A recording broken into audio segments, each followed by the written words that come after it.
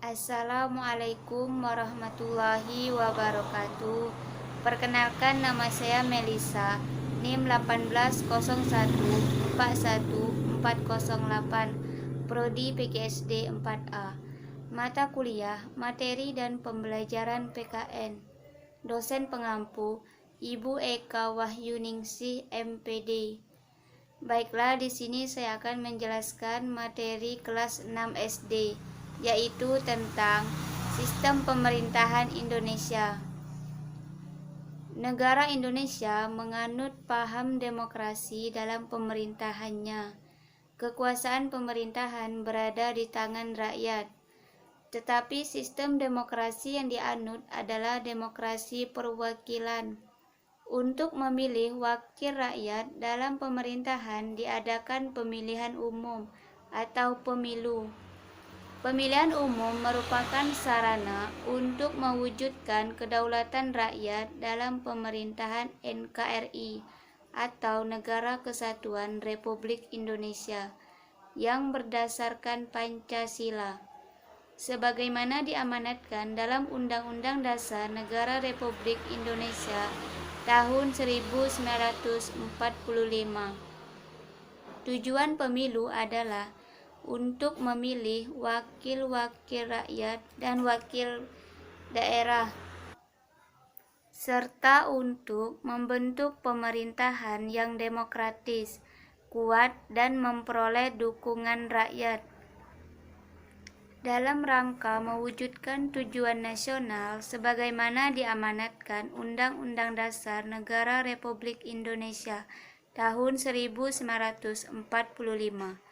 Asas pemilu meliputi langsung, umum, bebas, rahasia, jujur, dan adil atau luber-jurdil.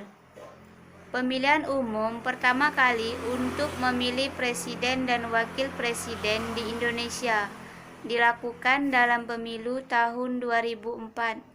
Sebelumnya, presiden dan wakil presiden dipilih oleh Majelis Permusyawaratan Rakyat atau MPR.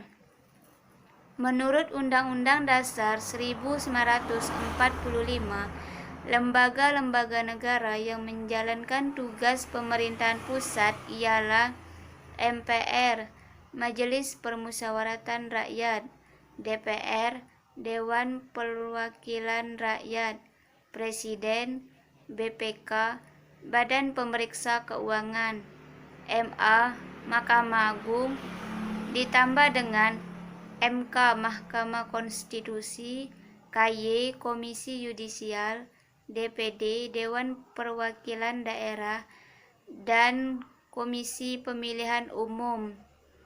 Secara umum, fungsi pemerintahan dibedakan ke dalam 3 jenis, yaitu fungsi legislatif, fungsi eksekutif, dan fungsi yudikatif. Karena perbedaan fungsi, maka tugas dan wewenangnya pun berbeda.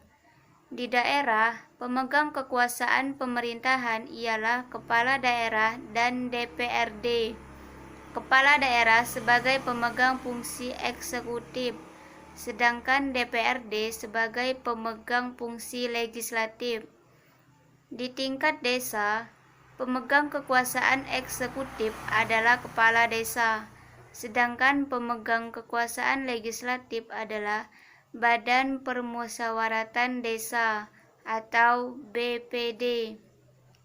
Pembedaan fungsi pemerintahan dilakukan agar semua tujuan dan cita-cita negara dapat tercapai. Baiklah, itulah penjelasan materi yang dapat saya sampaikan.